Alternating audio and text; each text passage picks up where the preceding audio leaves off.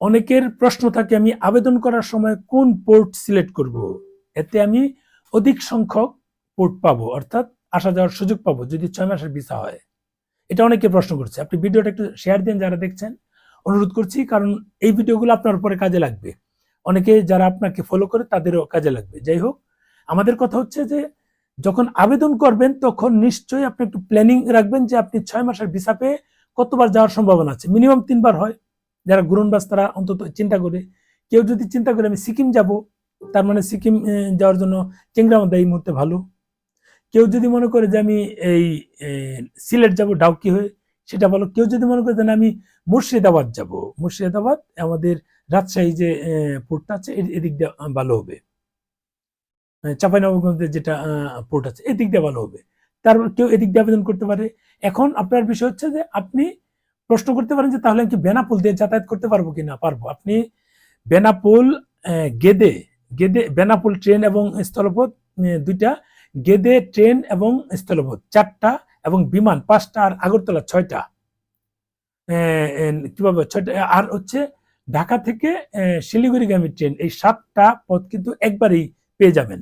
এটা অটোমেটিক, আপনি যেখানে আগরতলা দেওয়া করলেও এটা এমনি আসবে, বেনাপোল দিয়ে করলেও এগুলো এমনি পাবেন। এটা কোনো ঝামেলা নাই।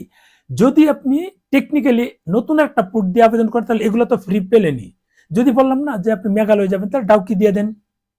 যদি তার ডাউকি এন্ট্রি এক্সিট দুটো ডাউকি দিলেন। আবার যদি পরে আবার মনে করেন যে না আমি তো ডাউকি ঘুরে আসলাম, বাকি আরো 2 এক জায়গায় যাব, সিকিম যাব বা মুর্শিদাবাদ যাব, আপনি যদি এই দুটোই চিন্তা করেন যে একবার সিকিম গেলেন আরেকবার মুর্শিদাবাদ গেলেন,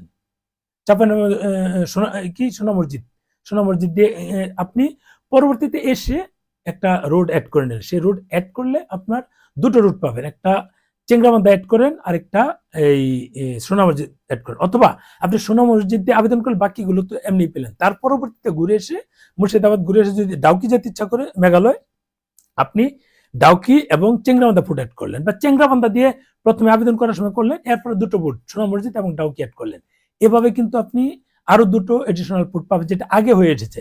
নতুন যদি তারা নিয়ম চেঞ্জ করে সেটা তো আর এখনো বলেনি, আমরা তো আগের নিয়ম অনুযায়ী দেবো, কারণ এখন সবাই জানতে চাচ্ছে বিধায় আমি ভিডিওটা দেওয়া। যদি এরকম আগের নিয়মটা পরিবর্তন হয়, কারণ অনেক নিয়মে পরিবর্তন হয়েছে, তাহলে সে বিষয়েও আপনাদের সাথে শেয়ার করব এবং আপডেট তথ্য দিতে থাকবো। এটা যেহেতু তথ্যভিত্তিক ফেসবুক পেজ, তবে কষ্টের বিষয় হচ্ছে এই তথ্যগুলো দেওয়ার পর মানুষ কল দিয়ে যাবে এটা কিভাবে করব। তারা ভিডিওটা দেখে না, শিরোনাম দেখেই যে আমি ফোন দিয়ে জেনে নেই। এই মানুষগুলো দূরে থাকবেন, 1000 মাইল দূরে থাকবেন। আপনার সাথে আমার কোনো কানেক্টিং এর দরকার নাই।